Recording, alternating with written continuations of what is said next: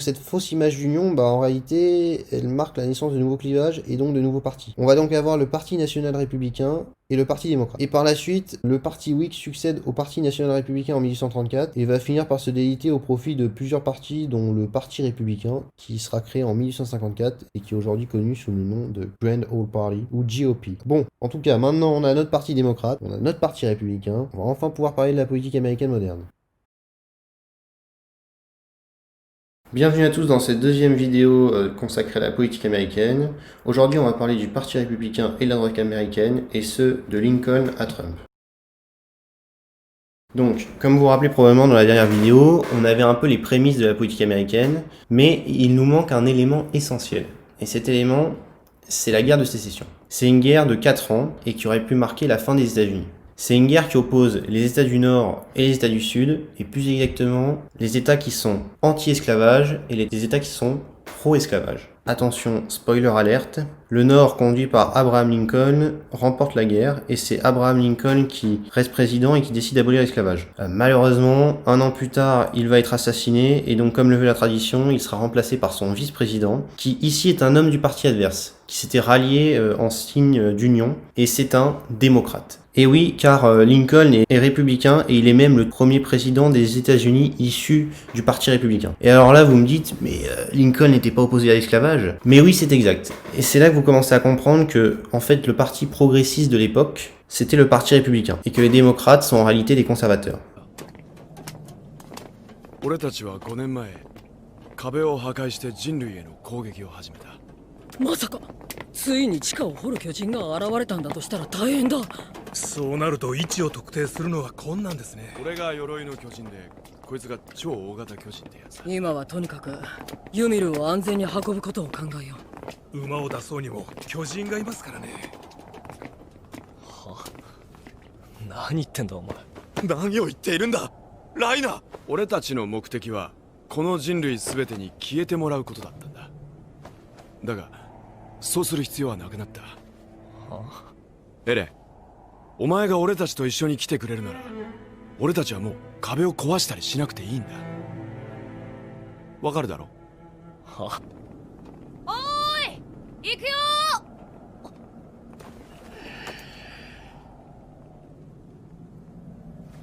ー。参ったな。昨日からとっくに頭が限界なんだが。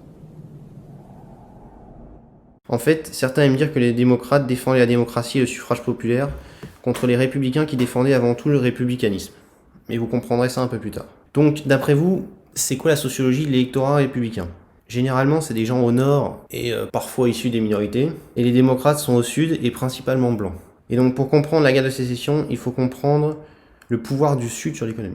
De 1800 à 1860, l'industrie textile se développe énormément dans le nord des États-Unis. En 1800, seuls 7% des exportations étaient du coton. En 1850, ce nombre est de 58%.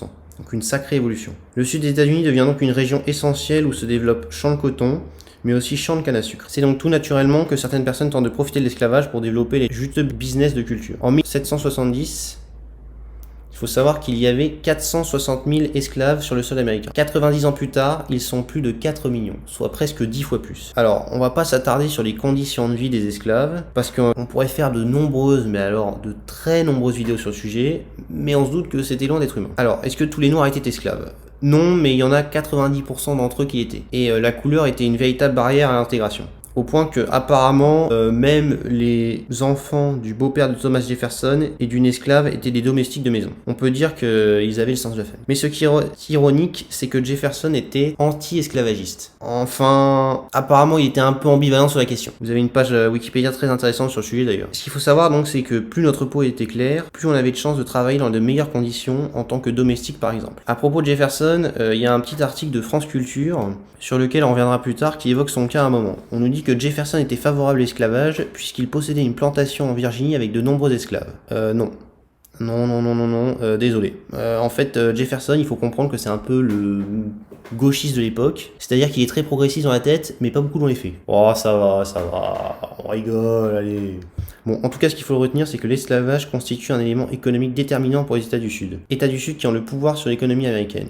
C'est donc tout naturellement qu'ils refusent l'abolition de l'esclavage. L'autre partie des États-Unis, c'est le Nord.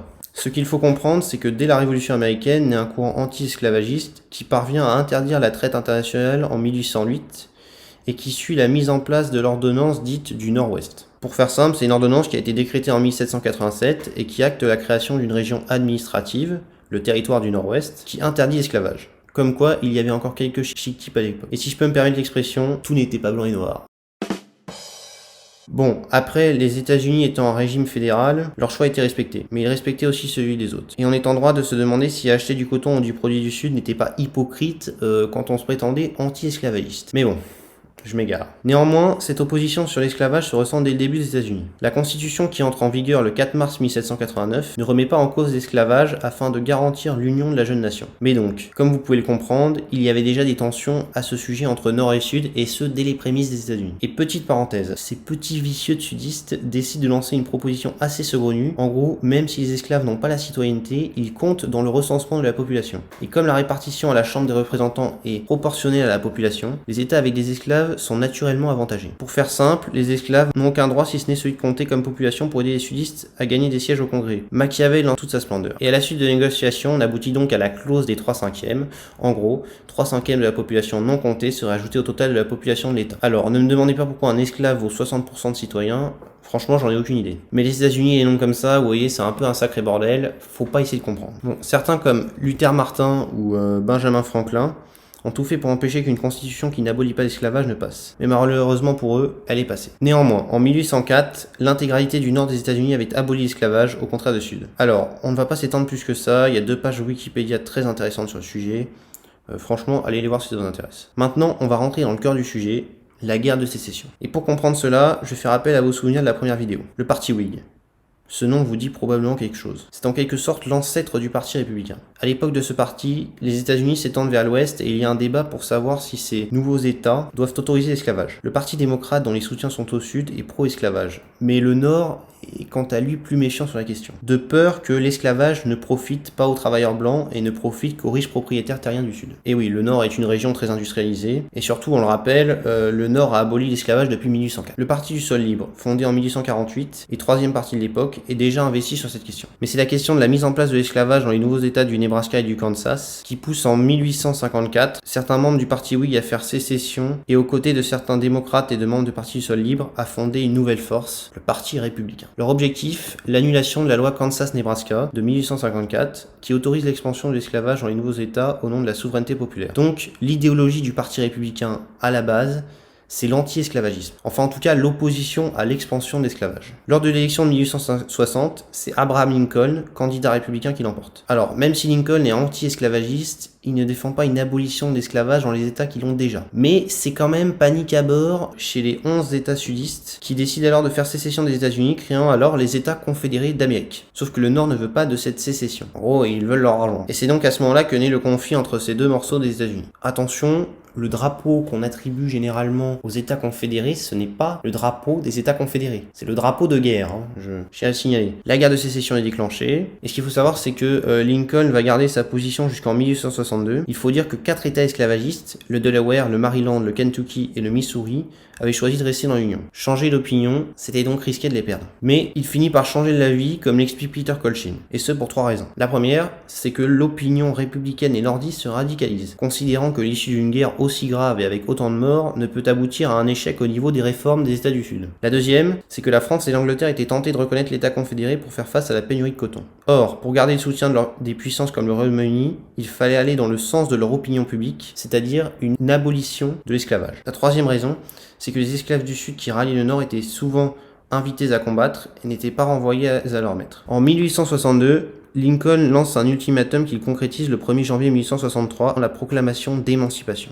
À ce moment-là, l'esclavage est aboli et disparaît de tout le pays à la fin de la guerre, 2 ans plus tard. Peu de temps avant, s'est déroulée l'élection de 1864 et que Lincoln a remporté haut la main, gardant le pouvoir dans un pays pas tout à fait au complet. Et voici donc comment naquit le Parti républicain et par extension la politique américaine moderne. Cette dualité va longtemps durer jusque dans les années 60 où un changement va s'opérer, mais nous allons y venir. Il y a eu aussi quelques tentatives infructueuses de troisième parti, la plus célèbre étant le Parti progressiste de Roosevelt. Les Roosevelt, une sacrée famille de la politique américaine. Mais il y a aussi des cas intéressants comme les Dixiecrats ou l'American Independent Party, qui sont des initiatives d'extrême droite issues des rangs des démocrates. Mais alors, dans tout ça, comment le Parti républicain a-t-il subitement changé, passant du progressisme au conservatisme?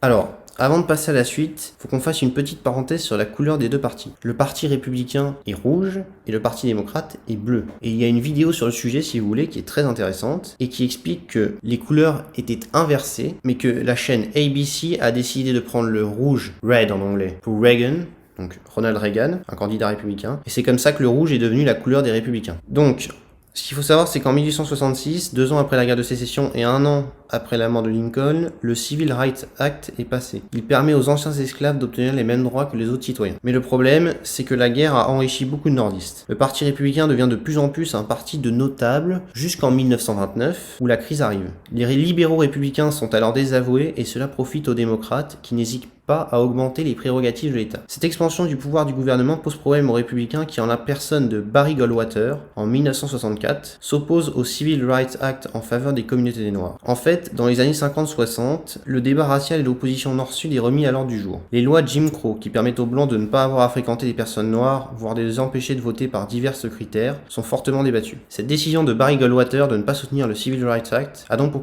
conséquence de pousser les électeurs noirs dans les bras des démocrates et de séduire les sudistes blancs. Par la suite, en une trentaine d'années, ces derniers rallient quasi intégralement les rangs du Parti républicain. Mais qui est donc Barry Goldwater? Démocrate puis républicain, Barry Goldwater est connu pour être celui qui remettra au goût du jour le mouvement conservateur aux États-Unis et qui amorcera la victoire de la mouvance conservatrice dans le Parti républicain. Certains historiens accusent même Nixon et Goldwater d'avoir fait appel aux tensions raciales pour séduire l'électorat blanc sudiste. Cette stratégie est appelée la stratégie du Sud ou Southern Strategy. Et ce, alors que Nixon fut le premier président à mettre en place un véritable plan de discrimination positive, le plan Philadelphie, qui obligeait les entreprises à contrat public à engager un quota de minorité. Et Goldwater vota les lois sur les droits civiques en 1957 et 1960, les Civil Rights Act. Toutefois, malgré cela, le fait qu'ils aient pu être le véhicule de la suprématie blanche dans le Sud a détourné les électeurs noirs de leur rang. Alors après, certains contestent l'idée d'une Southern Strategy.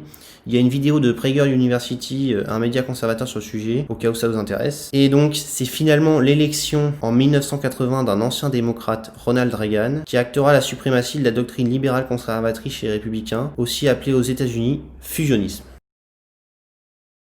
Alors, il faut savoir qu'on retrouve plusieurs idéologies au sein des républicains. Les républicains, c'est une famille qu'on pourrait résumer comme étant ceux qui croient en la réduction des taxes et un plus petit gouvernement, mais on y retrouve aussi bien des libéraux que la droite religieuse. C'est un parti de droite classique en somme, mais qui réunit un peu toute la droite. On a aussi un petit concept zoologique assez intéressant à retenir, celui de dino et rhino. Donc démocrate in name only et républicain in name only. Ça veut dire démocrate juste de nom et républicain juste de nom. En gros, ce sont des gens qui sont considérés comme étant trop modérés pour faire partie du parti. Passons à la suite. Aujourd'hui, ce qu'il faut savoir, c'est que la mouvance radicale des républicains est pour beaucoup incarnée par le Tea Party. Alors c'est quoi le Tea Party? À la base, la Boston Tea Party est un moment de la Révolution américaine, peu avant la guerre d'indépendance, en 1773, où les Fils de la Liberté, une organisation secrète de rebelles, jetèrent 45 tonnes de thé anglais par-dessus bord, et ce à la suite du Tea Act. En fait, c'est un acte qui attestait que la Compagnie britannique des Indes orientales pouvait vendre son thé sans taxe, ce qui provoqua la ruine des marchands indépendants américains, qui scandèrent alors leur colère. Leur but, obtenir leur liberté de commercer et donc s'affranchir de la tutelle des Britanniques. Vous l'aurez compris, le Tea Party n'a qu'un seul but, s'affranchir de la tutelle de l'État et gagner sa liberté. Le Tea Party est donc une mouvance libertarienne, mais ça veut dire quoi, libertarien? Excellente question. On pourrait dire que c'est l'équivalent de libéral-libertaire, donc de droite économiquement et de gauche sociétalement. Alors là, le cas du Tea Party est un peu particulier. Comme il se réclame de l'esprit des pères fondateurs et que beaucoup sont des chrétiens évangéliques, le parti est régulièrement classé à l'extrême droite. C'est pour ça que bon nombre de nos politiciens se risquent à des comparaisons hasardeuses avec notre chère France et son parti républicain. D'ailleurs, vous comprendrez tout au long de cette vidéo que comparer les États-Unis et la France, c'est comme comparer le sel et le sucre. Peut-être que si on regarde de près, on peut penser que c'est la même chose, mais je peux vous assurer que quand on y a goûté, on fait rapidement la différence. Bon, en tout cas, même si le Tea Party est parfois considéré comme populiste de droite et qu'il rallie les conservateurs, il n'en reste pas moins libertarien. Pour eux, T est même l'acronyme de Taxed Enough Already, suffisamment taxé. Leur objectif étant avant tout la réduction des prérogatives de l'État. On pourrait dire qu'il réunit les paléo-libertariens ou les libertariens conservateurs. Mais le cas du Tea Party n'est pas simple à comprendre, surtout quand on sait que le diagramme de Nolan considère parfois le libertarisme comme l'antonyme du populisme. Retenons simplement qu'il est régulièrement associé à Trump, qui n'hésite pas à chanter ses louanges, et on l'associe aussi à Bannon, le conseiller de Trump. Ah oui, petite remarque, le drapeau qu'ils utilisent est le Gadsden Flag, créé en 1775 par le colonel Christopher Gadsden. Il représente un serpent à sonnette accompagné de la mention « Don't tread on me », ne me marche pas dessus. Le serpent à sonnette a été apparemment choisi par Benjamin Franklin, car c'est un animal inoffensif mais qui n'hésite pas à le mordre si on lui marche dessus. Ça fait aussi un petit parallèle reptilien avec le dragon anglais. Quant aux libertariens en général, on reviendra sur eux plus tard parce qu'ils jouent un rôle important dans la politique américaine. Ils ont même leur propre parti, le Parti libertarien, qui est considéré comme le troisième parti du pays. Dans tous les cas, cette soi-disant droitisation que certains observent actuellement est donc en réalité arrivée bien plus tôt. Vous vous souvenez de Barry Goldwater, celui qui a redonné ses lettres de noblesse au conservatisme? Eh bien, il dénoncera à la fin de sa vie la radicalisation du Parti républicain, devenu selon ses dires plus conservateur que lui-même, fustigeant le monopole des chrétiens traditionnalistes. Et bien sûr, j'imagine que vous voulez voir quelques personnalités loufoques. Alors, faut savoir qu'il y en a beaucoup chez les républicains, mais ici, j'ai choisi un des outsiders de la primaire 2016, Ben Carson. Derrière sa tête de mec très sympa et son impressionnant CV, le gars est diplômé de Yale en psycho, c'est pas Nanterre. Il est docteur en neurochirurgie, il est le premier à avoir séparé 2 siamois reliés par la tête, etc., etc. Donc derrière ce CV impressionnant, on a en réalité affaire à un dieu de l'humour. Bon, en dehors du fait qu'il est contre cette bestialité qu'est l'homosexualité, le gars ne croit pas en la théorie de l'évolution, il pense que le réchauffement climatique n'est pas un problème puisque la température monte et descend tout le temps. Oui, d'accord, mais est-ce que ça signifie que c'est pas grave? Il dit aussi qu'en cas de montée des eaux, il suffirait de construire une arche de Noé en n'oubliant pas d'appuyer le fait que l'arche s'en est mieux tirée que le Titanic, construit par des professionnels. Ouf. Soyons rassurés. Il a aussi comparé certains esclaves aux immigrants en quête du rêve américain. Bon, certes, il y en avait certains qui avaient peut-être la chance de croiser la roue du professeur, docteur, dentiste, enfin, je sais plus quoi, dans Django, mais à mon avis, ils n'étaient pas nombreux. Et c'est pas trop ce à quoi il s'attendait. Et allez, une petite dernière pour la route, une petite théorie sur les pyramides. Il est persuadé que Joseph les a bâtis pour stocker du grain. Donc les Égyptiens se seraient fait chier pour stocker le grain de Joseph. Mais alors ça veut dire que Joseph était, oh mon Dieu, un extraterrestre?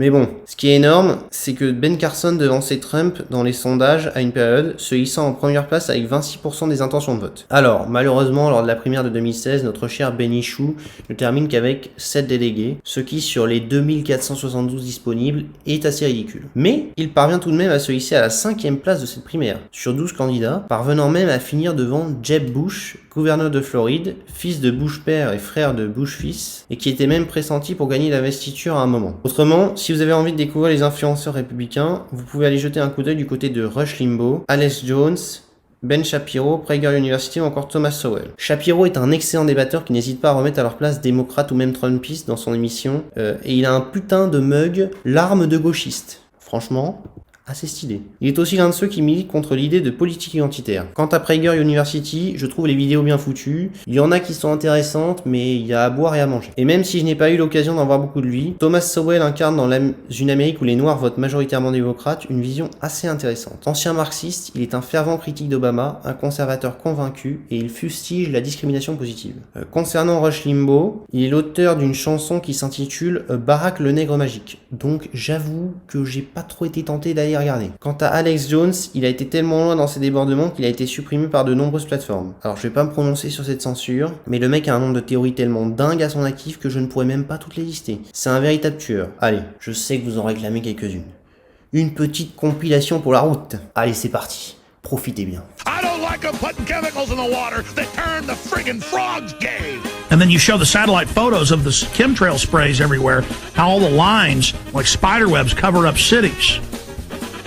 I mean, they are manipulating the planet. In the next 10 minutes, I'm going to break down a subject so incredibly important, I don't even feel worthy to bring you this information. The question is, who is Michelle Obama? Is she really a woman? Is she a man? But the scientists, meteorologists, astrophysicists, and others that I've talked to have said what they're spraying and releasing would actually eat holes in the atmosphere and damage the soils of the planet. Especially when every time I look at Michelle or Michael Obama, the first lady or the first tranny. And people around her say she's so dark now and so evil and so possessed that they are having nightmares, they're freaking out. Every time I look at them, something doesn't look right. She doesn't look like any black woman or any woman I've ever known. She's got shoulders that are wider than a man's, which physiologically doesn't happen.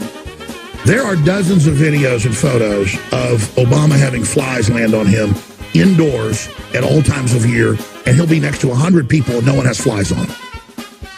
Hillary reportedly, I mean, I was told people around her that they think she's demon possessed, okay? You look at her arms and the rest of it, when she's standing straight on, she looks like no woman I have ever seen. I never expected Trump charging into a goblin's nest to not get some goblin vomit, slop, and blood on it. I just don't want to catch him in bed with a goblin. And when you look at other people who have been reported, like Olympic runners and others, to perhaps having this disorder, they look just like Michelle Obama. I don't want to see him kissing goblins, having political succubus with goblins. I don't want to see him ingratiating goblins. And the film rolls couldn't come to the Van Allen radiation belt. They had to broadcast back a TV signal. So they did doctor up photos and stuff for the public.